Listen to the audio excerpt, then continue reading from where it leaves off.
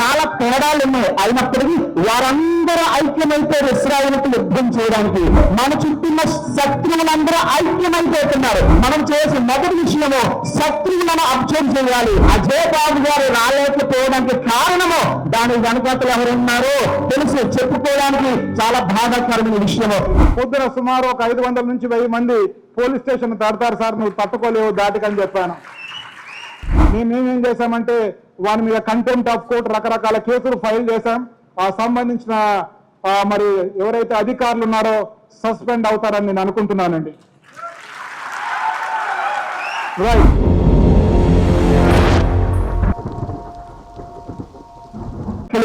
క్రైస్తవులలో ఉన్న చాలా మందికి ఇంకా ఈ మ్యాటర్ ఎందుకు ఎక్కలేదు అంటే, చాలా మంది క్రైస్తవ నాయకులు ఏమనుకుంటున్నారంటే ఈ పాలిటిక్స్ కానీ లేకపోతే ఈ రీతిగా ప్రశ్నించడం కానీ according to the Bible it's not a proper way అని they are thinking like that. వారు ఏమనుకుంటున్నారంటే బిబ్లికల్ గా ఇది రైట్ కాదు, అందుచేతనే మనం ఇలా చేయకూడదు అని అనుకుంటున్నారు. అందుచేతనే I want to give some clarification from the Bible. దేవుని వాక్యంలో ఉండే 2 మాటలు నేను చెప్పి నేను ముగించేస్తాను. దయచేసి జీ మేజర్ లో ఉండండి. ఒకసారి జీ మేజర్ లో మనం మొదటి దినవృత్తాంతము గ్రంథము 19వ అధ్యాయము 16-17 వచనాలు చదివితే అక్కడ ఈ రీతిగా రాయబడి ఉంటది. మీరు తర్వాత చూడొచ్చు. తాము ఇశ్రాయేలుల చేతులు ఓడిపోతుందని సిరియనులను తెలుసుకున్నప్పుడు వారు దూతలను పంపి నేటి ఆవల సిరియనులను పిలిపించుకుని దావీదు ఆ సంగతి తెలుసుకుని ఇశ్రాయేలులందరినీ సమకూర్చి యోర్దాను దాటి వారిని ఎదురుపడి సైన్యములను వ్యూహపరిచెను. అక్కడ ఏమి రాయబడిందంటే సిరియనులందరూ ఐక్యమైపోయారు. Listen carefully. నేటిగా అవతలున్న సిరియనులు, నేటికి యువతలున్న సిరియనులు, వారి మధ్యలో చాలా గ్యాప్ ఉంది, చాలా తేడాలు ఉన్నాయి. అయినప్పటికీ వారందరూ ఐక్యమైపోయారు ఇశ్రాయేలుతో యుద్ధం చేయడానికి. అయితే దావీదు ఆ విషయాన్ని తెలుసుకున్నారు. గమనించండి, శత్రువులు ఐక్యమవుతున్నారు. ఈ విషయాన్ని ఇశ్రాయేలీయులలో దావీదు తెలుసుకున్నారు. Nowadays as a Christians we have to know, we have to understand ఏంటంటే మన చుట్టూ ఉన్న శత్రువులందరూ ఐక్యమైపోతున్నారు. వారి మధ్యలో కూడా వేరులు ఉన్నాయి, వారి మధ్యలో కూడా డిఫరెన్సెస్ ఉన్నాయి. ఇవంతో వారు ఐక్యం అవుతున్నారు. కానీ నేటి క్రైస్తవ సంఘంలో చాలా మందికి ఈ విషయం అర్థం కావడం లేదు. దావీదైతే ఈ విషయం తెలుసుకున్నాడు. అప్పుడు దావీదు ఏం చేశాడంట, ఇశ్రాయేలులందరినీ సమకూర్చాడు. సో ఇప్పుడు క్రైస్తవులుగా శత్రువులు ఐక్యమవుతున్నారు. ప్రవీణ్ పగడాల గారి విషయం మాత్రం కాదు, మొన్న గోదావరి కానీ అంతకుముందు విశాఖపట్నం, ఇప్పుడు ఈబిఎస్ లో అన్ని మనం చూస్తున్నాం. ఎక్కడ చూసినా శత్రువుని జీవిస్తున్నారు. ఇటువంటి సమయంలో క్రైస్తవులుగా వాటిని మనం గుర్తుపట్టాలి. This the first thing as a Christian. మనం చేసే మొదటి విషయము శత్రువులను అబ్జర్వ్ చేయాలి. రెండో విషయం ఏంటంటే ఈ యొక్క ఇశ్రాయేలులందరూ ఒక చోట గ్యాదర్ అయ్యారు. ఇది కూడా మనం చేయాలి. క్రైస్తవులు మనమంతా ఒక ప్రవేశంలోకి రావాలి, అంటే ఐక్యంలోకి రావాలి. అక్కడ ఏం రాయబడి ఉంటుందంటే యోర్దాను దాటి వచ్చారంట. అంటే మన మధ్య కూడా అవరోధాలు ఉంటాయి, డినామినేషన్ భేదాలు ఉన్నాయి, ఇంకా there are lot of differences in Christian society also. ఇదంతో ఆయనను మనమంతా ఐక్యం కావాలి అని లేఖనం తెలియజేస్తుంది. తర్వాత వారు ఏం చేస్తారంట, వ్యూహపరిచెను అని అంటారు దావీదు. అక్కడ దావీదు వ్యూహంతో ముందుకు వెళ్ళాడు. అలాగే క్రైస్తవులుగా మనం ఐక్యం అవ్వాలి. యోర్దానులను సైతం దాటి మనం ఐక్యమైనప్పుడే శత్రువు వెళ్ళిపోతాడు. దేవుడికి మహిమ కలిగిన గాక. అపొస్తలుల కార్యం 2వ అధ్యాయంలో బలమైన అభిషేకం ఎందుకు వచ్చిందనంటే వారందరూ ఒక చోట కూడి ఉండగా అని చూస్తాము. కానీ ఈనాడు కొంతమంది నాయకులు రాలేకపోతున్నారు. మనకు తెలుసు అజయ్ బాబు గారు రాలేకపోవడానికి కారణము దాని వెనకాతలు ఎవరున్నారో తెలుసు, చెప్పుకోవడానికి చాలా బాధాకరమైన విషయము. కాబట్టి క్రైస్తవ సమాజమా మనమంతా ఐక్యం అవ్వాలి అని బైబిల్ చాలా స్పష్టం తెలియజేస్తుంది. ఐక్యమైన తర్వాత మనకు ఒక వ్యూహం ఉండాలి. ఆ వ్యూహంలో పొలిటికల్ వ్యూ కూడా ఒక వ్యూహము. క్రైస్తవునికి పొలిటికల్ వాయిస్ లేకపోవడం అనేది చాలా నష్టము. యేసు ప్రభు ప్రశ్నించాడు. యేసు ప్రభు వారు కుడి చెంప మీద కొడితే కుడి చెంప మరో చెంప చూపించమని చెప్పాడు యేసు ప్రభు అని అంటున్నా ఈ క్రైస్తవులు యోహాను సువార్త చదవరా.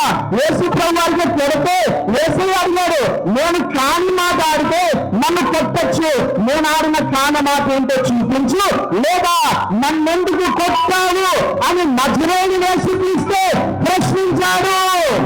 అలాగే అపొస్తలుడైన పౌలు ఆ నేను రోమా సిటిజన్, నన్ను కొట్టడానికి నీకు హక్కు ఉందా అని ప్రశ్నించాడు. కాబట్టి బైబిల్ ప్రశ్నించమని మనకు చాలా స్పష్టంగా తెలియజేస్తుంది. ఎప్పుడు ప్రశ్నించడం కాదు, ఇలా సమాజంగా క్రైస్తవ సమాజం అంతా కలిసి ప్రశ్నించాలంటే ఇదే గ్రేట్ ప్లాట్ఫామ్. ఆ ప్లాట్ఫామ్ లో ఒకటే రాజకీయ ప్లాట్ఫామ్. కాబట్టి Christians should need a political platform. ఇది అంగీకరించిన వారు దగ్గరగా దేవుని స్తుతిద్దాం. హల్లెలూయా.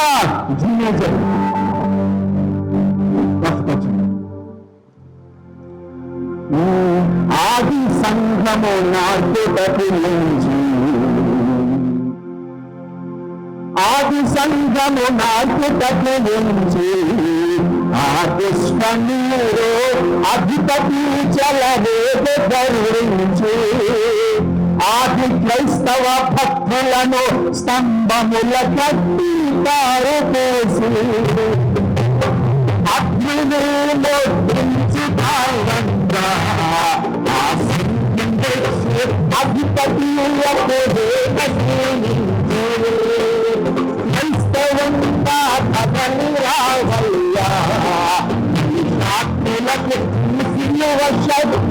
సాటరే మయ్యా, ఎండవానాలను చడిసి ఎంతకాలము మూలనుంది, ఎండవానాలను చడిసి ఎంతకాలము మూలనుంది, మండలను ప్రేమించుడే మయ్యా, మంచి కండలు ఎంత పెంచిన మంచి క్రైస్తవంగా కదలి రావయ్యా, సాక్షులకు సాగరావయ్యా, క్రైస్తవంగా కదలి రావయ్యా, సాక్షులకు శక్తిని సాగరేమయ్యా. Thank you sir.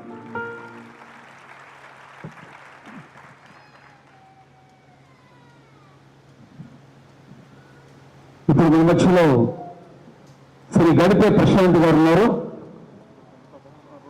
అడ్వకేట్ గారు.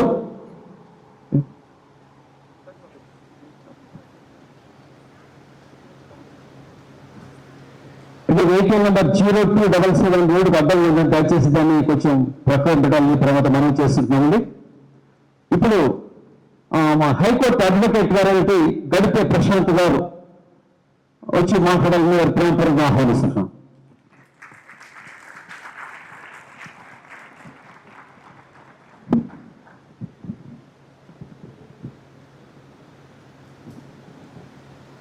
గుడ్ ఈవినింగ్ అండి. మీ అందరికీ యేసుక్రీస్తు నామములో శుభములు తెలుపుతున్నాను.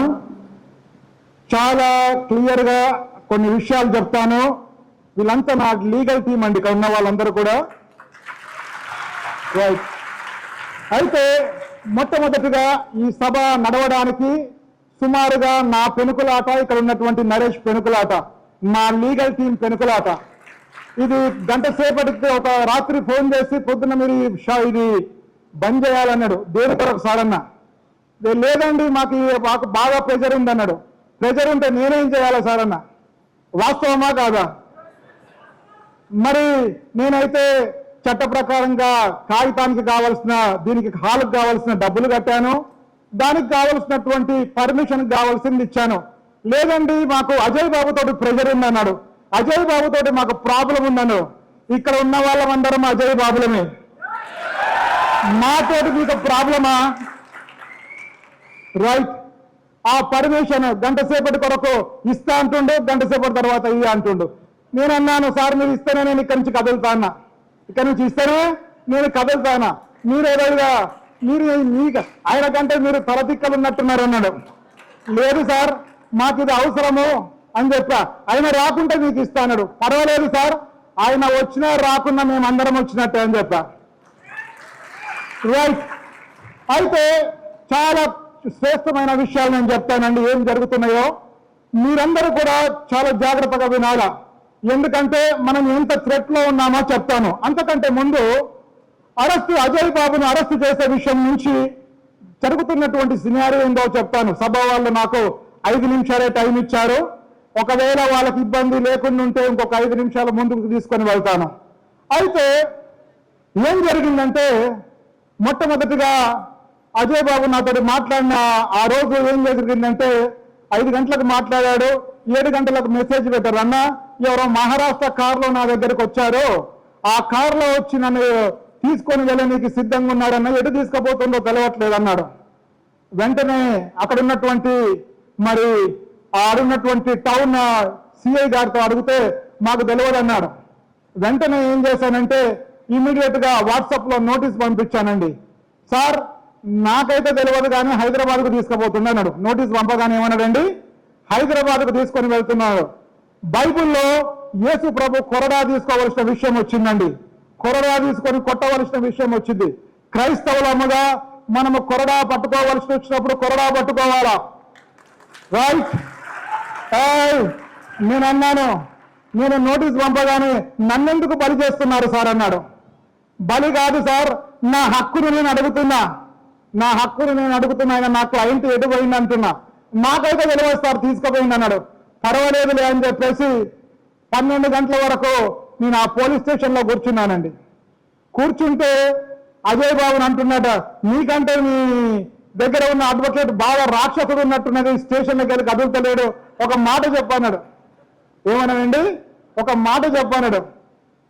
మళ్ళా కాసేపటికైనా ఫోన్ చేసి, అన్నా నా బాధ్యత పొద్దున నీతో మాట్లాడిస్తా అన్నాడు. లేదు సార్ ఇప్పుడు మాట్లాడిస్తేనే కదులుతా అంటే ఆ రాత్రి టాస్క్ ఫోర్స్ డిఎస్పీ గారు, దాని తర్వాత రాత్రి మఫ్టీలో వచ్చే ఎస్ఐ వాళ్ళు, స్పెషల్ బ్రాంచ్ వాళ్ళు అందరు కలిసి నా దగ్గరకు వచ్చి వీడు రడికలా నక్సలైటా వీడు ఎవడని నా దగ్గరకు వచ్చారండి. ఆ రాత్రి 12 గంటల రాత్రి నేను అన్నాను, నేను అడ్వకేట్ని సార్, సామాన్యమైన విశ్వాసుని, నేను నా రైట్ అడుగుతున్నా, హక్కునే అడుగుతున్నా అని చెప్పా. అడగగానే సార్ ఏమనుకోకండి, మీరందరూ కూడా మీరు పొద్దున రండి సార్ అన్నాడు. నేను ఈ రోజు ఇక్కడ నుంచి ఇప్పుడు పోతే పొద్దున సుమారు ఒక 500 నుంచి 1000 మంది పోలీస్ స్టేషన్ తడతారు సార్, నువ్వు తట్టుకోలేవు దాటికని చెప్పాను. దాని తర్వాత రాత్రి సిఐ గారు మాట్లాడి, అన్నా నా బాధ్యత ప్రొద్దున మాట్లాడిస్తాడు. మరి ప్రొద్దున నేను 10-11 గంటల సమయంలో వచ్చిన తర్వాత వీళ్ళందరూ సుమారు ఒక మరి 12 గంటల ప్రాంతంలో చర్చ అయిపోగానే 500 మంది వచ్చారండి. వెంటనే పోలీస్ స్టేషన్ దగ్గరికి వెళ్ళి నిలబడి, మీరు ఇప్పుడు అజయ్ బాబుతో మాట్లాడతారా లేకపోతే మిమ్మల్ని బంధించమంటారా అన్నాడు. లేదు సార్ ఒక 2 నిమిషాలు మాకు టైం ఇవ్వండి అన్నారు. అక్యూజ్డ్ ఒక రైట్ ఉందండి, ఆయన తన కన్సర్న్ అడ్వకేట్తో మాట్లాడుకోవచ్చు, చట్టం చెప్తుంది, నీవు నేను చట్టానికి లోబడితే పుస్తకం ఫాలో కావాలన్నాను. ఏమన్నానండి, పుస్తకమే ఫాలో కావాలా, మరి నువ్వు దొంగవా, మరి నువ్వు ఎందుకు మాట్లాడియవన్నాను. వెంటనే 2 నిమిషాలల్లా తన హయ్యర్ ఆఫీసర్తో మాట్లాడిచ్చాడండి. ఎందుకు అది చెప్తున్నానంటే, క్రైస్తవునిగా నీ పవర్ నీకు తెలవాలా. ఎక్కడికి పడితే అక్కడికి వచ్చి పోలీసుడు నిన్ను రమ్మని నీకు లేదండి.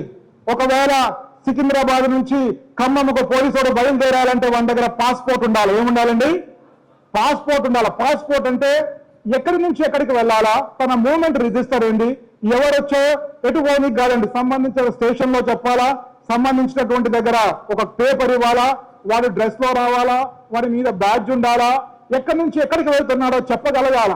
అప్పుడు మాత్రమే వాడు నిజంగా డ్యూటీ చేస్తున్నాడండి. నేను అన్నాను, నువ్వు కిడ్నాప్ చేస్తున్నావు సార్ అని చెప్పాను. తర్వాత మేమేం చేశామంటే వాని మీద కంటెంప్ట్ ఆఫ్ కోర్ట్ రకరకాల కేసులు ఫైల్ చేశాం. ఆ సంబంధించిన మరి ఎవరైతే అధికారులు ఉన్నారో సస్పెండ్ అవుతారని నేను అనుకుంటున్నానండి. రైట్. అయితే మనము గొప్పతనం కాదండి. నేను ఎందుకు మీకు అందరికీ చైతన్యపరుస్తున్నానంటే, మనము ప్రేజ్ ద లార్డ్ అని వెళ్ళిపోవడం కాదండి. మనం ప్రేజ్ ద లార్డ్ అంటే డెవిల్ రేజ్ ద డెవిల్ అంటుంది. మనం ఏం చేయాలా, యేసు ప్రభు పట్టుకున్నట్టు కొరడా పట్టుకోవాలా. నీకున్న చట్టాన్ని, నీకున్న న్యాయాన్ని నువ్వు చేతిలో పట్టుకోవాలా. అప్పుడు మాత్రమే ఎదుటివాడు భయపడగలుగుతాడండి. నేను అన్నాను, ఆ సిఐ గారు పొద్దున మాట్లాడి, అన్నా సారీ అన్నా, ఏమనుకోక రాత్రి మాట్లాడలేకపోయినా ఏమనుకోవద్దు అన్నారు. నేను అన్నాను, ఏం పర్వాలేదు సార్, నేనైతే రోడ్ రోలర్ను, నా ముందు కొండొచ్చినా గుట్టొచ్చినా నేను గుద్దుకుంటా పోతూనే ఉంటాను చెప్పా.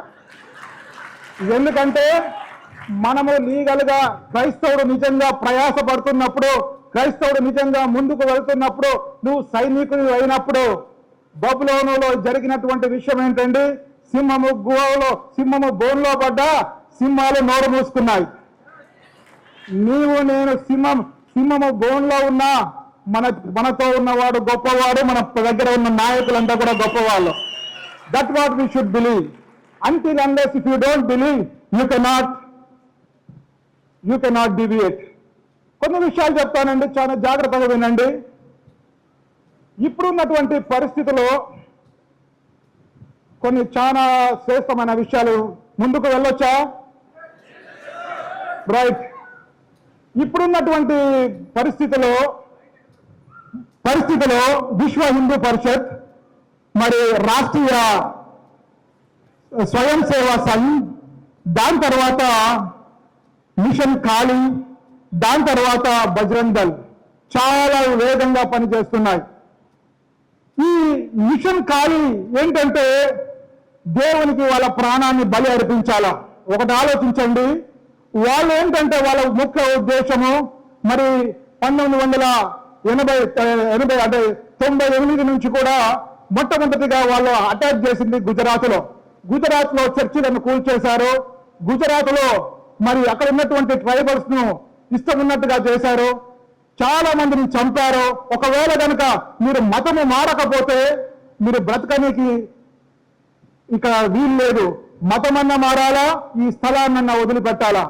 చాలా కూడా జరిగినప్పుడు ఎవరు వాళ్ళ పక్షాన మాట్లాడలేకపోయారండి. అక్కడ కేసులు కూడా బుక్ కాలేదు. నేషనల్ మీడియాలో చెప్పినప్పటికీ కూడా నామమాత్రముగా కేసులు పెట్టారు, కానీ విచారణకు కూడా రాని సందర్భాలు ఉన్నాయి. మనము గనక కొన్ని 2-3 విషయాలు చెప్తానండి. మరి ఛత్తీస్గఢ్ లాంటి స్టేట్ లో ఏం జరిగిందంటే కొన్ని మారుమూల ప్రాంతాలలో దళిత క్రైస్తవులుగా మారినందుకు రేప్ చేసి మరి మీరు క్రైస్తవులుగా ఉంటే ఇబ్బంది పెడతామని చెప్పేసి భయంకరంగా చంపేసిన సన్నివేశాలలో రిపోర్ట్ కాని సన్నివేశాలు కూడా కొన్ని ఉన్నాయండి. మీరు ఇండియా మార్చ్ ఆఫ్ 2020 మ్యాగజైన్ కనుక చదివితే మీకు అర్థమవుతుందండి. అదే మాదిరిగా మరి ఒక క్రిస్టియన్ ఫాదర్స్ అండ్ మరి లోరీ క్యాస్ట్ కి సంబంధించిన వాళ్ళు ప్రభువుని నమ్ముకొని వాళ్ళు మారి ప్రభు కొరకు ముందుకు వెళ్తుంటే ఏం జరిగిందంటే వాళ్ళని ఏమి అనలేక పోలీస్ కస్టడీలో టార్చర్ చేసి వాళ్ళిద్దరిని కూడా చంపేశారండి. ఇది మనం న్యూస్ లో ఇండియా రిపోర్ట్ లో మనకు పబ్లిష్ అయినటువంటి స్టాటిస్టికల్ న్యూస్. దాని తర్వాత 14 సంవత్సరాల బాబు క్రైస్తవునిగా మారి ప్రభు కొరకు సాక్ష్యం ఇస్తుంటే వాళ్ళు ఏం చేశారంటే ఒడిశా గవర్నమెంట్ తట్టుకోలేక, ఊరు వాళ్ళు తట్టుకోలేక వీడు క్రైస్తవ దేవుణ్ణి మన మధ్యలోకి తీసుకొస్తున్నాడని వాడిని ఏం చేశారంటే ఆ ఫేక్ మీద వాడిని టార్చర్ చేసి ఒక నక్సలైట్ గా చంపేశారండి. మనం కనుక ఛత్తీస్గఢ్ అలాంటి ప్రాంతాలలో చూస్తే చాలా మంది పిల్లలు సుమారు 30 సంవత్సరాల వాళ్ళు చనిపోయిన వాళ్ళు ఎవరంటే కేవలము క్రైస్తవ దళితులు మాత్రమే. ప్రభువును ఎవరు వాళ్ళ పక్షాన మాట్లాడేవారు లేరండి. ఎందుకు మాట్లాడేవారు లేరంటే వాళ్ళు నమ్ముకున్నటువంటి దేవుడు, వాళ్ళు నమ్ముకున్నటువంటి విశ్వాసం. మనం గనక చూసినట్టయితే ఈ రోజు జరిగే విషయాలలో మనం గనక చూసినట్టయితే ఏమి జరుగుతుందంటే చాలా మంది క్రైస్తవులకు, ప్రభువుని నమ్ముకున్నటువంటి వాళ్లకు, పాస్టర్లకు, ఎవాంజలిస్టులకు మావోయిస్టులని ముద్ర వేసి వాళ్ళ ఊర్లకు రాకుండా చేస్తున్నారండి. చాలా భయంకరమైనటువంటి పరిస్థితులు. మనము గనక ఛత్తీస్గఢ్ లాంటి ప్రాంతాలలో గనక చూసినట్టయితే 327 కేసులు ఫైల్ అయ్యాయండి. దాని తర్వాత మనం కొన్ని ఇన్సిడెంట్స్ చూస్తే ఛత్తీస్గఢ్ లో 35, మరి మధ్యప్రదేశ్ లో 28, దాని తర్వాత జార్ఖండ్ లో 25, అట్లా రకరకాలమైనటువంటి అన్యాయమైనటువంటి కేసులు రకరకాల పాస్టర్ల మీద, సేవకుల మీద అయ్యాయి. దాని తర్వాత కనుక మనం చూసినట్టయితే మరి కొన్ని రాష్ట్రాలలో, కొన్ని ప్లేసెస్లలో పాస్టర్ల మీద, సేవకుల మీద మరి పోస్కో యాక్ట్లు పెట్టి 20 సంవత్సరాలు, 30 సంవత్సరాలు జైలు శిక్ష పడేటట్టుగా చేశారండి. మాట్లాడే వాళ్ళు ఎవరు లేరు వాళ్ళ పక్షాన. నేను ప్రభువునే నమ్ముకున్నా అని నిజంగా ఆయన విశ్వాసంతో గనక ఉంటే, ఆయనకు సహాయం చేసే మనలాంటి క్రైస్తవులు గనక లేకపోతే 20 సంవత్సరాలు తన జీవితాన్ని మొత్తం కూడా జీవితం గాయపరచబడింది. అంటే క్రైస్తవుడు గనక స్వరమెత్తి విశ్వాసంతో ముందుకు వెళ్దామంటే రకరకాల కేసులు పెడుతున్నారండి. మనము గనక బాగా గమనిస్తే అండి ఏం జరుగుతుందంటే మరి దళితులకు మరి వారి ప్రాంతాలలో సేవ చేసే మరి క్రిస్టియన్ మిషనరీస్ కు ఎన్నో ఉన్నటువంటి దానికి మరి ఈ బీజేపీ గవర్నమెంట్ ఏం చేశారంటే మరి ఫారెన్ కాంట్రిబ్యూషన్ రెగ్యులేషన్ యాక్ట్ తీసుకొచ్చారండి. ఇది ఏం చేశారంటే ఈ క్రైస్తవులు వీళ్ళు సేవ చేసేది దళితుల మధ్యలో క్రైస్తవుల మధ్యలో సేవ చేసి వారి సోషో ఎకనామిక్ ఎడ్యుకేషన్ వాళ్ళ దాన్ని బాగు చేసి విశ్వాసంలో ముందుకు నడిపిస్తుంటే నరేష్ విశ్వాసంలో ముందుకు నడిపిస్తుంటే ఏం చేస్తున్నారంటే వాళ్ళకు వచ్చేటువంటి ఫండ్స్ ను క్లియర్ గా మానిటర్ చేసి వాటికి కోతలు పెట్టారండి. ఎందుకంటే క్రైస్తవులే గాని దళితులే గాని ఎడ్యుకేషన్ కు డ్రింకింగ్ వాటర్ కు రోడ్ యాక్సెస్ కు వీటికన్నిటికీ కూడా లేకుండా వాటికి రీనివల్ చేయాలా, వాళ్ళకి అప్రూవల్ తీసుకోవాలా, వాళ్ళకు మంచిగా అనిపిస్తే మాత్రమే వాటికి రీనివల్స్ ఇస్తారండి. అట్లా కొన్ని లక్షల క్రిస్టియన్ ఆర్గనైజేషన్స్ యొక్క ఫండ్స్ ను క్యాన్సిల్ చేయడం జరిగింది. మీరు కనుక చూసినట్టయితే స్టాటిస్టికల్ రిపోర్ట్. దాని తర్వాత ఏం చేశారంటే యాంటీ కన్వర్షనల్ లాస్ తీసుకొచ్చారండి.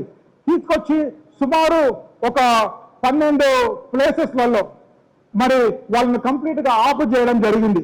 దాని తర్వాత మనం కనుక చూస్తే ఎవరైతే నిజంగా కష్టపడి మరి పేదలకు ఎడ్యుకేషన్ ఇవ్వాలా, పేదల కొరకు ముందుకు వెళ్ళాలని వాళ్ళు కనుక భావించి ముందుకు వెళ్ళినట్టయితే ఏమి జరుగుతుందంటే వాళ్ళ మీద సెక్సువల్ అసల్ట్ కేసెస్ బట్టి చాలా స్కూల్స్ లో జార్ఖండ్, ఒరిస్సా, ఉత్తరాఖండ్ రకరకాల రాష్ట్రాలలో కూడా మరి మూసివేయడం జరిగిందండి. ఎందుకంటే మరి మనలాంటి దళిత క్రైస్తవులు మరి న్యాయానికే కానివ్వండి, ఎడ్యుకేషన్కే కానివ్వండి, దేనికి కూడా ముందుకు వెళ్లకుండా మరి ఇవన్నీ కూడా అడ్డుబండలు చేస్తున్నారు. మనం గనక చూసినట్టయితే మరి వాళ్ళు ఎక్కడైనా ఆరాధనలో గనక ఎక్కడైనా వాళ్ళు ఆరాధించుకోవడానికి గనక వెళ్ళినట్టయితే అక్కడ గంజాయి మొక్కలను ఒక్క 2 నిమిషాలు మీరు మాట్లాడుతుంటే నాకు ఆ ఫ్లో పోతుంటుంది, దయచేసి ఏమనుకోదు. అయితే ఇక్కడ వాళ్ళు ఆరాధించే ప్రాంతాలలో వాళ్ళు పెట్టినటువంటి ప్లేసెస్లలో కనుక వాళ్ళు ఆరాధిస్తుంటే ఆ ప్లేసెస్లలో గంజాయి గింజలు వేసి దాన్ని నిషేధిత ప్రాంతంగా ప్రకటించి దాన్ని ఏం చేస్తున్నారంటే అక్కడ వాళ్ళు సేవ చేయకుండా వాళ్ళు ఆరాధించకుండా చేస్తున్నారు. అట్లా అన్రిపోర్టెడ్ కేసెస్ ఎన్నో ఉన్నాయండి. మరి చాలా విషయాలు గమనించాలా. ఎందుకంటే సాతానుడు బాగా మనం ఒక బాక్సింగ్ చేస్తాడు, ఎప్పుడో బాక్సింగ్ చేస్తుంటే ఫైటింగ్ చేయాలా. నిజమైన క్రైస్తవులము కాబట్టి ఈ రోజు యుద్ధము ఎదుర్కోవాల్సి వస్తుంది. కాబట్టి క్రైస్తవులారా మనమందరం ఏం చేయాలంటే మన దగ్గర ఒక కొరడా ఉంది, చట్టమైన కొరడా, మా దగ్గర ఒక టీం ఉంది. మరి ఫర్దర్ గా మేము ఏం చేయాలో ఆలోచిస్తున్నాం, ముందుకు ఎలా వెళ్ళాలో ఆలోచిస్తున్నాం. కాబట్టి మా వంతు సహాయమే కాదండి, మరి మీరు కూడా మీ ఆలోచనలు మీ సూచనలు కూడా మా లీగల్ టీంకి ఇచ్చినట్టే. దాని తర్వాత కూడా మరి అన్నగారు మరి మన ఎక్స్ఎంపీ గారు చెప్పినట్టుగా మన హర్ష కుమార్ అన్నగారు ప్రవీణ్ పగడాల విషయంలో కూడా కొంచెం గ్రౌండ్ వర్క్ మేము చేస్తున్నామండి. తెలంగాణ హైకోర్టులో దాన్ని ఎట్లా ముందుకు తీసుకెళ్లాలా, దాని తర్వాత బ్రదర్ కూడా మేము ఎన్ని ఇన్పుట్స్ ఇవ్వగలుగుతాము. ఎందుకంటే నాది పిహెచ్డి ఇన్ లా, కాబట్టి ఎట్లా చేయాలో ముందుకు వెళ్ళాలో దాని విషయంలో కూడా క్రైస్తవులకు ఎలా తర్ఫీదు ఇవ్వాలా, లీగల్ గా వాళ్ళని ఎలా ముందుకు తీసుకుపోవాలంతా కూడా మా లీగల్ టీం అంతా కూడా ప్రయాసంతో ముందుకు వెళ్తుంది. కాబట్టి ఈ అవకాశం ఇచ్చినటువంటి మీకు మరి సభ వారికి అందరికీ కూడా నా హృదయపూర్వక ధన్యవాదాలు చెప్తున్నాను. లాస్ట్ గా మా తమ్ముడు రవి మాట్లాడతాడండి 2 నిమిషాలు. మీ అందరికీ వందనాలు దేవుని పైన. ఏం లేదండి, మనకు భారత రాజ్యాంగంతోనే మనకు చట్టాలు నడుస్తున్నాయి, భారత రాజ్యాంగంతోనే మనకు కోర్టులు నడుస్తున్నాయి, భారత రాజ్యాంగంతోనే ప్రెసిడెంట్ కానీ మన దేశం నడుస్తుంది. కానీ భారత రాజ్యాంగం ఉన్న అవగాహన మన క్రైస్తవులు రావాలి. ఆర్టికల్ 19 వాక్ స్వతంత్ర హక్కు అంటే ప్రతి ఒక్కరు తన మతాన్ని గురించి చెప్పొచ్చు, కానీ ఆ ఉద్దేశంతో ఎంతో మంది క్రైస్తవుల్ని కొడుతున్నారు. కానీ మన క్రైస్తవులు ఆ లీగల్ అవేర్నెస్ అనేది లేదు. మన వాయిస్ వినిపించే నాయకుడు లేడు. కాబట్టి రాబోయే తరాల్లో మన గురించి మన వాయిస్ వినిపించే నాయకుడు మనం ఎన్నుకోవాలి. అలాగే ప్రతి ఒక్క లీగల్ అవేర్నెస్ అనేది ప్రతి ఒక్క క్రైస్తవునికి రావాలి. ప్రతి ఒక్క క్రైస్తవునికి ప్రశ్నించే గుణం కూడా రావాలి. ఎవరో కొడితే మనం పడకూడదు, మనం పడే వాళ్ళం కాదు. ఇప్పుడు మనం ప్రశ్నించే వాళ్ళంగా ఉండాలని కోరుకుంటున్నాను. Thank you one and all. Right అండి. మరి అజయ్ బాబు గారు ఉన్నప్పుడు వాళ్ళు ఒక 8-9 మంది నాతో పాటు యూత్ ఉన్నారండి. వాళ్ళని ఒక్కసారి నేను పిలుస్తానండి. మొట్టమొదటిగా మరి 2-3 నిమిషాలండి please. I also request Mr Shakeel please to come on the dais అండి ప్లీజ్. సోషో ఎకనామిక్ నుంచి వచ్చారు 2 minutes. మన అశోక్ గ్యారీ, సునీల్, నోయల్, డిన్నా, జోషి, యోహాన్, డేవిడ్, సన్నీ, నరేష్, దాని తర్వాత జోహార్. దయచేసి, ఎందుకంటే వీళ్ళందరూ కూడా మన దాంట్లో ప్రయాసపడ్డారు, యోహాన్ వాళ్ళంతా కూడా. రైట్ అండి, thank you. I request brother Shakeel, please come forward. Ashok, right, thank you, thank you అండి. నిజంగా గట్టిగా క్లాస్ పెట్టండి. లీగల్ టీమ్ అజయ్ బాబు గారికి బెయిల్ ఇచ్చి తీసుకొచ్చింది ఈ అక్క ఉన్న ఈ అన్న వల్ల గట్టిగా చెప్పండి కొట్టాలి వాళ్ళకి. మనకి ఎందుకంటే సమయభావం లేదు కాబట్టి మాట్లాడలేకపోతున్నాం. చాలా మంది కూడా భక్తులు ఉన్నారు, మాట్లాడే వాళ్ళు కూడా చాలా మంది ఉన్నారు. వాళ్ళు కూడా వాళ్ళతో పాటు ఎవరు కూడా సమయభావం లేదు మనకి. ఎందుకంటే మనం స్టార్ట్ చేసి 3 గంటలకు అనుకున్నాం, మన బ్యాట్ లక్ ఏంటంటే 6:30కి మనం స్టార్ట్ చేయడం జరిగింది. అప్పటి వరకు కూడా మనం ఫ్లెక్సీ మనమే కట్టుకున్నాం, అన్ని మనమే చేసాము. చాలా మంది ఎవరైతే మనం డిస్కౌంట్ తీసుకున్నారో వాళ్ళు ఎవరు కూడా మాట్లాడిన పరిస్థితుల్లో దయచేసి ఎవరు కూడా అన్నట్టుగా భావించేద్దాం. మీ కంటినెంట్ కు గట్టిగా చెప్పట్లు చూడండి ఎంత గొప్పదో. ఒక లైన్ లో 28 చైర్స్ ఉన్నాయి. 28 అంటే సుమారుగా అంతమంది వెళ్ళి ఇప్పటిదాకా ఉన్నారు మీరు. గ్రేట్. రైట్. ఎన్ఏ షకీల్ అండి, who is my mentor and also guide in everything, who is working with us. I request please 2 words only because time is up. Thank you, Mr. Prashant and team. It is wonderful to see you all, but this occasion is to fight back what is happening in this country. We have to take a stance now. We are here to render support to you, and we are here to render solidarity what is happening in the country against the Christian community. We will be with you and support you in all your endeavors. And we have Ms. Sarah Matthews here also with us. Sarah Matthews and our legal team is there because this is a backbone for entire things. Okay, nimisham.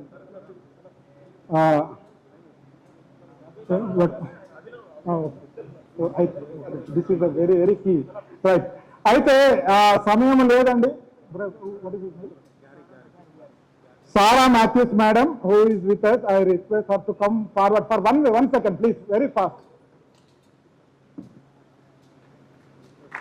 1 minute, please, madam, I request. And మన ఈ legal team అంతా అండి మీకు ఎప్పుడు కూడా తోడుగా ఉంటుంది మీ విషయాలలో. కాబట్టి మరి please come madam, come. Who is our legal team member? Sarah Matthews. 2 minutes. Good evening. I'm very pleased to be here. Good evening. I'm pleased to be here. This is a very important meeting because we are standing at crossroads in our country today. We are supposed to be a democracy, but today we are an elected autocracy. And just 2 days ago, a video has been circulating. It came to me about an attack on a VBS camp being held in Attagudda. Okay. Then today again another video came to me about a Christian brother being humiliated at a bus stand because he was, circulating some pamphlets. So what I want to say at this point is, this is a Christian gathering, but we must understand that all minorities are being attacked today. And therefore, if we have to be strong, we have to join hands, all the minorities together, put aside whatever differences we have. Christians and Muslims should come together. Sikhs should come together because we will not be able to survive if we are divided. We have to stand up and fight for our rights. Yes, it is said that you have to be patient, you have to be forgiving, but to put up with injustice is to be along with the unjust. And we are fighting an unjust system. And therefore, along with prayer and faith is action. So let's start the first part by reaching out to all the minority communities and be united. Thank you. Thank you. Thank you for all the legal team, Jyotakka, Prashantaka and everybody. Thank you. మన దయచేసి అభినవ్ మాట్లాడింది. అభినవ్ తర్వాత final గా అజయ్ బాబన్న కూడా మాట్లాడతాడు. ఆయన బసంగా మనం వినాలి. ఫైనల్ గా వాళ్ళు ఉన్నారు. దయచేసి ఎందుకోసం అంటే కోఆపరేషన్ చేసింది వాళ్ళు, ఇక్కడికి రావడానికి మనందరూ సంఘటన చేసింది వారు. ఎంతో ప్రయాసపడి కష్టపడ్డది అజయ్ బాబు, అభినవ్ గారు మాట్లాడింది. దయచేసి ప్రతి ఒక్కరు కూడా మైక్ అడుగుతున్నారు. ఇక్కడ సమయభావం లేదని చెప్తున్నప్పుడు కూడా చాలా మంది ఎట్లా మాట్లాడుతున్నారు మాట్లాడతారు. దయచేసి ఒకటే నిమిషం.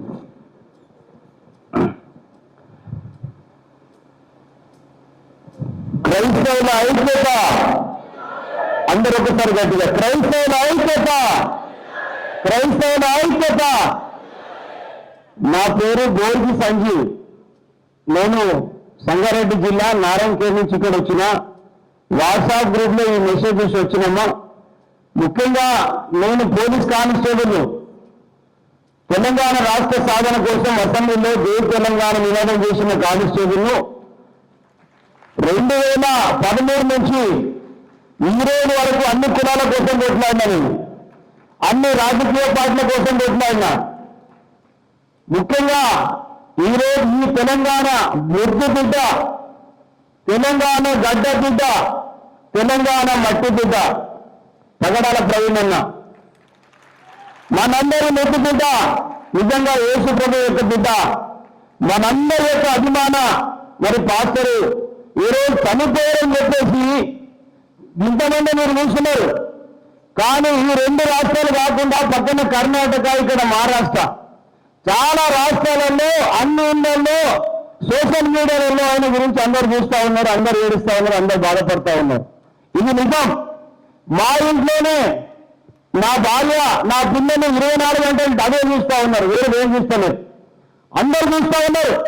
కానీ ముఖ్యంగా మరి ఇంతమంది మరి బాధపడుతున్నా, ఏడుస్తున్నా, నేను కుక్కడపల్లి ర్యాలీలో పాల్గొన్నా, నారాయణఖేడ్లో పాల్గొన్నా, తర్వాత కామారెడ్డిలో పాల్గొన్నా, సంగారెడ్డిలో పాల్గొన్నా. రాష్ట్ర మొత్తంలో కోట్ల మంది రోడ్డు మీదకి వచ్చి మాకు న్యాయం చేయండి అని చెప్పేసి, వీ వాంట్ జస్టిస్ అని చెప్పేసి ప్రభుత్వాన్ని వేడుకుంటే ఇప్పటి వరకు కూడా కేంద్ర మంత్రులు కానీ, ప్రధానమంత్రి నరేంద్ర మోదీ గారు కానీ, లేకపోతే ఈ రాష్ట్ర ముఖ్యమంత్రి రేవంత్ రెడ్డి కానీ, ఈయన మంత్రులు కానీ, ఈయన ఎమ్మెల్యేలు కానీ, ఈ పక్క రాష్ట్రం సంబంధించిన ఆ జనసేన ఏదో ఆ తెలుగుదేశం వాళ్ళు కానీ, చంద్రబాబు నాయుడు కానీ, పవన్ కళ్యాణ్ కానీ ఎవరు స్పందించలేదు. నాకు తెలిసిన కాడ ఎందుకు స్పందించలేదనంటే, ఇక దీంట్లో ఎన్నోంతా కూడా ఎస్సీ ఎస్టీ బీసీ మైనార్టీలు కాబట్టి వారు స్పందించలేదు.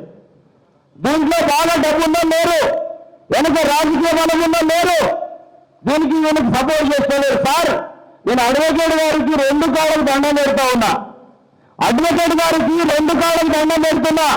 మనం ఎన్ని సైకిల్ చేసినప్పటికీ కూడా కోర్టులో పనిచేసేది అడ్వకేట్లు. ఈరోజు అజయరావు గారికి బెయిల్ ఇప్పించిండ్రు, ఇంతమందికి రక్షణకు నిలబడ్డారు అడ్వకేట్ గారు. చాలా మంది పాస్టర్లు, విశ్వాసులందరూ రోడ్డు మీదకి వచ్చింది. ముఖ్యంగా నేను ఒకటి చెప్తా ఉన్నా, నేను ఒక దళిత బిడ్డను. 2013 నుంచి ఈ రోజు వరకు కూడా రాజకీయ పార్టీలు అన్ని కులాలు మాకు వివక్షత. కానీ ఒకటి మాత్రం చెప్తున్నా, పగడాల ప్రవీణ్ గారు బ్రతికి ఉన్న ఈ రోజుల్లో ఎంత గొప్పగా సేవ చేసిండ్రో మనం ఎప్పుడు చూడలే. కానీ ఈరోజు భారతదేశం అంతా కూడా పగడాల ప్రవీణ్ గారి గురించి చర్చ జరుగుతూ ఉన్నది. ఈరోజు భారతదేశం మొత్తం కూడా ఈరోజు సువార్త ప్రకటించబడ్డది. ఈరోజు ముఖ్యంగా ఎన్ని చట్టాలు వచ్చినా, నేను ఇక్కడ పోలీసు వారు ఉన్నారు, నేను రాగానే మా సీఏ గారు అడుగుతున్నారు, ఏం బాబు నువ్వు ఏమైనా పాటలు పాడుతున్నా అడిగారు. సార్, నేను పాటలు పాడటం కాదు, నేను తెలంగాణ పోలీసు ఉద్యమకాన్ని సార్ అని చెప్పినాను. ఈరోజు మందరు మా వాళ్ళు ఉన్నారు కాబట్టి నేను వచ్చినా తప్పకుండా చెప్తున్నా. మరి ఒక అన్న చెప్పిన పెద్ద మనిషి ఎమ్మెల్యేలుగా మీరు పోటీ చేయాలని. మొన్న పోటీ చేసిన సికింద్రాబాద్ లో తప్పకుండా 2028లో సికింద్రాబాద్ లో నేను పోటీ చేస్తాను. మీ అందరి కోసం తప్పకుండా పోటీ చేస్తా. నేను ఒక్కటి మాత్రం చెప్పి ముగిస్తా ఉన్నా, మిమ్మల్ని ఎవ్వరు ఏం చేయలేరు. 1,00,000 మంది మోదీలు వచ్చినా, కోట్ల మంది చంద్రబాబులు వచ్చినా, 1000 గవర్నమెంట్లు వచ్చినా, మీరు తాత్కాలికంగా చట్టాలు చేయలేమో కానీ ఈ క్రిస్టియన్లు మాత్రం మీరు ఆపలేదు. ఏమి అదే బాబు గారిని మీరు జైల్లో పెడతారు, ఇంకా రాకుండా అడ్డుకుంటారు. మరి అదే క్రిస్టియన్లను తిట్టిన వాళ్ళకి ఎందుకు అరెస్ట్ చేయలేరు మీరు? ముఖ్యంగా చెప్తున్నా, రాష్ట్ర ప్రభుత్వాలు మా కోసం పనిచేయడం లేదు, కేంద్ర ప్రభుత్వాలు మాకు పనిచేయడం లేదు, పోలీస్ వ్యవస్థను కూడా తొక్కిపడేస్తా ఉన్నారు. పోలీసుల తప్పు కాదు. కానీ ఒక్క మాట మాత్రం చెప్తున్నా, ప్రవీణ్ పగడాల అన్న కోసం, మీ అందరి కోసం నా ప్రాణాలు పోయినా పర్లేదు, మీకెక్కడ ముందున్నా తప్పకుండా మీ పోరాటంలో మేముంటాము. మీరందరూ కూడా ఐక్యంగా ఉండి పోరాటం చేయాలని మీకు అందరూ విజ్ఞప్తి చేస్తూ, వేదిక మింగిన పెద్దలందరికీ కూడా నా హృదయపూర్వక ధన్యవాదాలు తెలియజేస్తూ, క్రైస్తవుల ఐక్యత. అందరూ ఒక్కసారి చేతులు క్రైస్తవుల ఐక్యత, క్రైస్తవుల ఐక్యత. ఒకసారి గట్టిగా క్రైస్తవుల ఐక్యత. థ్యాంక్ యూ అన్న, థ్యాంక్ యూ అన్న. మైక్ ఇస్తే ఒక్కొక్కరుగా గంటలు మాట్లాడడానికి సిద్ధంగా ఉంటారు. ఇక్కడ మనకు సమయం లేదు. సుప్రియదర్శిని, ఎందుకంటే అభినయ అన్న మాట్లాడే ముందు సుప్రియదర్శిని వాళ్ళ టీం ఉంది, వాళ్ళు పాట పాడిన తర్వాత అభినయ అన్న మాట్లాడతారు. దాని తర్వాత మన ప్రవీణ్ తేడాలన్న సంబంధించినటువంటి ప్రతి విషయం ఏం జరిగింది, ఎట్లా జరిగిందని చెప్పడానికి అజయ్ బాబు అన్న కూడా ఫోన్ లైవ్ లో ఉన్నారు. ఆయన కూడా మాట్లాడుతూ దయచేసి